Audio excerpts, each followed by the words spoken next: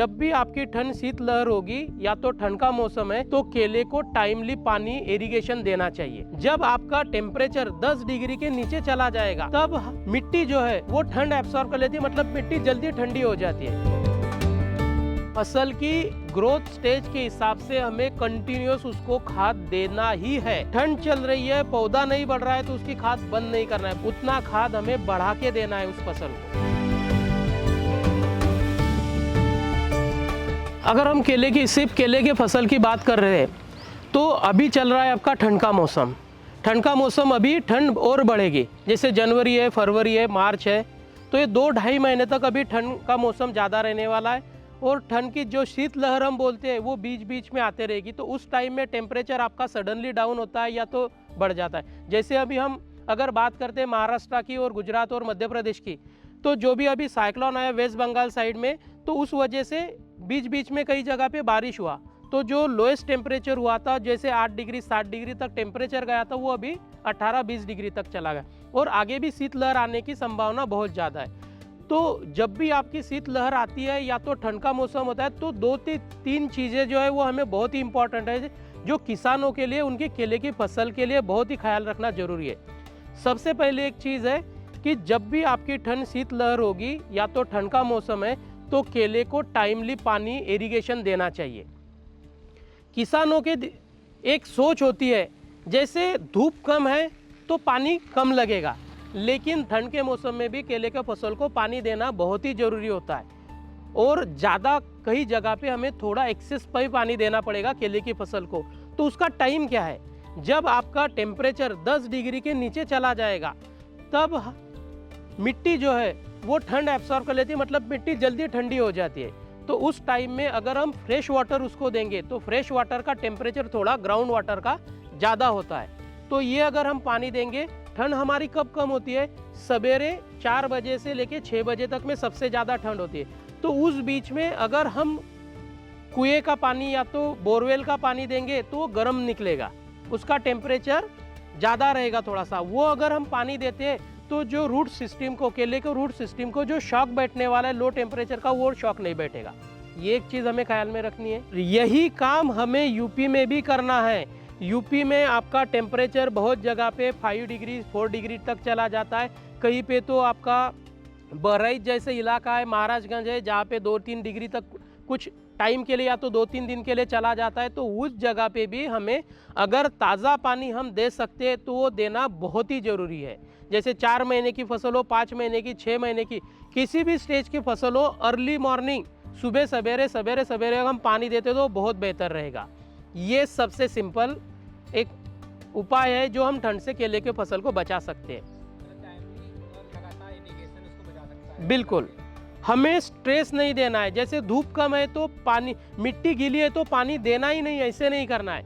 मिट्टी की ज़रूरत नहीं होगी, फसल की ज़रूरत नहीं होगी, फिर भी हमें पौधे को बचाना है, केले के प्लांट को, तो हमें ताज़ा पानी देना ही होगा। ये एक चीज़।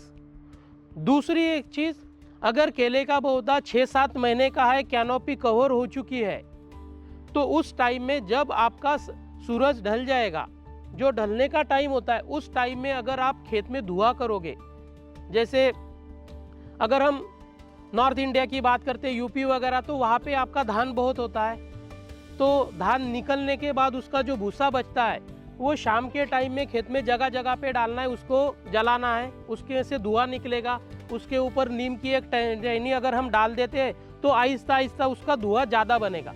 तो ये धुआं खेत के ऊपर एक लेयर बना देता है, जिसकी वजह से जो शीतलहर होती है, ठंड जो होती है, वो नीचे नहीं आती, तो उससे हमें कुछ प्रोटेक्शन मिल जाता है। ये दूसरी चीज़। तीसरी चीज़, अगर हम केले के खेत को, हमारा अगर कंटिन्यूस हम केले की खेती करते आ रहे हैं और हर साल हम केले की खेती कर रहे हो, तो सबसे इम्पॉर्टेंट चीज़ है, हम केले को खेत के, आपकी जो भी बॉर्डर होगी वहाँ पे लाइव फेंसिंग बनानी है हमें, या तो सेवरी है या तो गजराज घास है, एलिफेंट ग्रास जो बोलते हैं, तो उसकी एक दीवार हमें बनानी है कि जो ठंड शीतलहर खेत में आने से बचाएगी, वैसे ही धूप में जो लू चलती है तो लू भी खेत में आने से बचेगा हमारी फसल। ये एक चीज़ कर सकते हैं। उसी के साथ में केले की फसल आपकी अगर 4 महीने के बीच की है, जिसमें हम मैन्युअली स्प्रे कर सकते हैं, ऐसी अगर फसल होगी तो उस फसल के हिसाब से, उसकी ग्रोथ स्टेज के हिसाब से उसके ऊपर हमें अलग अलग माइक्रोन्यूट्रिएंट है, जैसे जिंक है। जनरली जो माइक्रोन्यूट्रिएंट की डिफिशियंसी दिखती है तो हम माइक्रोन्यूट्रिएंट ग्रेड 2 का मिक्स ले सकते हैं, जो चिलेटेड माइक्रोन्यूट्रिएंट है। उसके अलावा फेरस जो न्यूट्रिशन आता है, जो ठंड के टाइम में बहुत ही कमी हो जाती है, जैसे पत्ते जो है वो पीले पड़ जाते हैं, सफ़ेद हो जाते हैं और सूख जाते हैं, तो उस टाइम में हमें चिलेटेड फेरस का स्प्रे सकते हैं।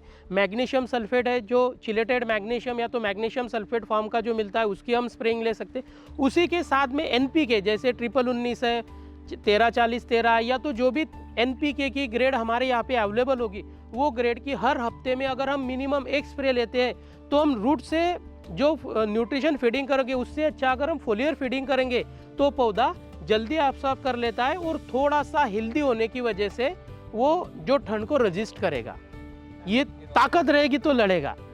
चौथी चीज़ है जो सबसे इम्पॉर्टेंट है, फसल की ग्रोथ स्टेज के हिसाब से हमें कंटिन्यूस उसको खाद देना ही है।